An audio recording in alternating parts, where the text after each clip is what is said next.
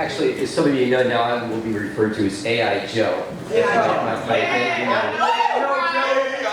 your AI superhero. So before I talk about bromance, I have to tell you, I don't know how, this doesn't happen a lot, but so I was part of a Philadelphia Eagles fan club. I see that. It started this year, and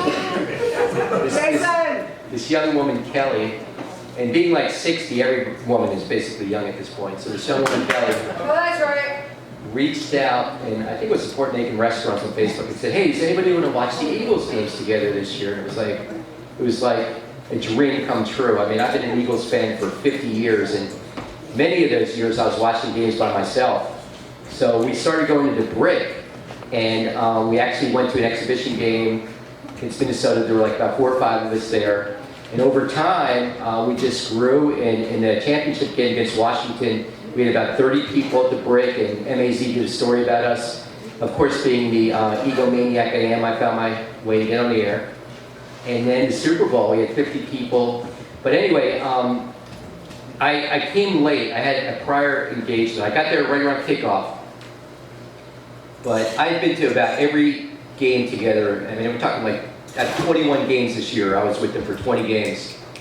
And I walked in, and there were 50 people. They started chanting my name, and the first thing they did, my friend told me to take my shirt off.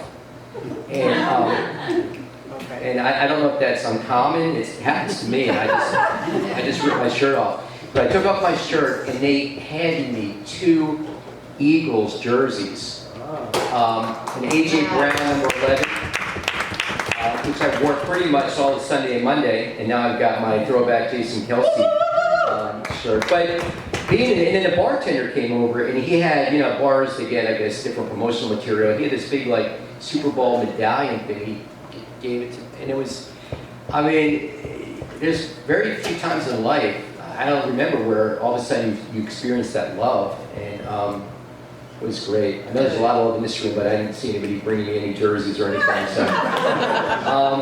I don't want to totally run out of time. Because I am AI Joe, I asked AI something. I said, we go through different periods in our life where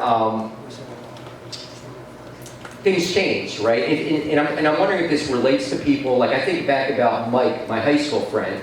And whenever I talk to Mike, I was in high school with him, 45, 40, whatever years ago, our conversation, it's like we're back in high school. And then I moved to, and this is what ChatGPT said about high school. The friend who knew you before you really knew yourself, late night talks, sports, music, or whatever bothered you, the youthful intensity of high school friendships, like a brother, but also one that could be ridiculous with you. And I called him today, and he reminded me at the time I'd be driving down the highway, and him and Jim would put their hands over my eyes, like that was like a smart thing to do while I was driving. But we're still kind of like innocent, living at home. Then there's Vince, my college roommate. This says college, the friendship that helped you grow up, but still allowed for fun and chaos. Maybe a moment of deep camaraderie, pulling on all-nighter road trips, or figuring out life together, learning independence, but having someone there to navigate it with. And I will dispute the first thing. I don't know if he really helped me grow up, but every time I talk to Vince, we're right back in college again, and that was, I graduated from University of Georgia in 1984, so it's amazing. He's a very well-respected builder, but I'm on the phone with him, and we're like, 2 perverted, drunk, whatever, that we were in high school.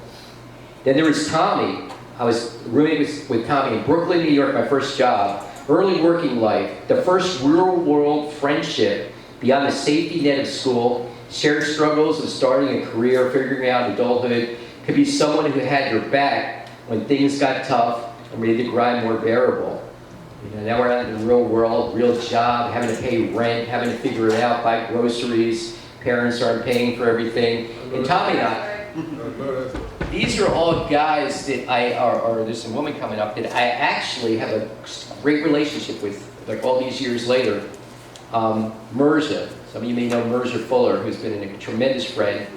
Midlife to later life, I hate to think I'm a later life, but the enduring friendship that has weathered changes, moves, family life or career shifts, a friendship that goes deeper, more than just fun, but real support. maybe a story about a moment when they showed up for you or you really needed it. So she's really been there. She has a daughter, Macy, who's a sophomore at Kennesaw, and I remember working at Burdell Hunt Elementary School and going to the hospital after Macy was born and taking pictures of her and showing them around the school. So friends like that. And then you have friends that you developed in later life. Dushan.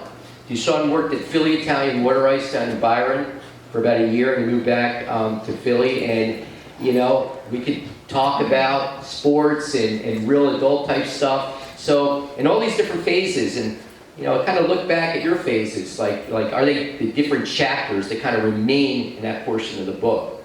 So, like the topic, and really like what Lauren and everybody's doing here, and you guys have a great night.